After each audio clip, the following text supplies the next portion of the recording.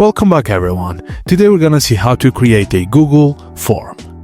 Firstly, visit forms.google.com or go to Drive, click New More Than Google Forms. Just head to forms.google.com, then click the new blank form with the plus sign to begin. Now click on the entitled form at the top and enter your desired title.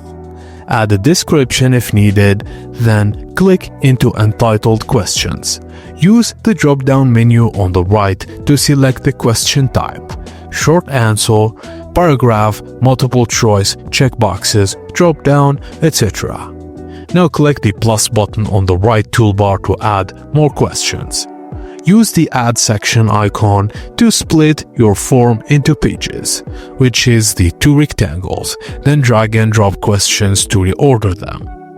Use multiple choice grid for flexible question tables and enable required toggle for must answer questions, then use form settings to collect emails, limit to one response per person, or shuffle question order. By customization, your form's structure and question types, you can gather precise, structured or open-ended data to fit nearly any purpose.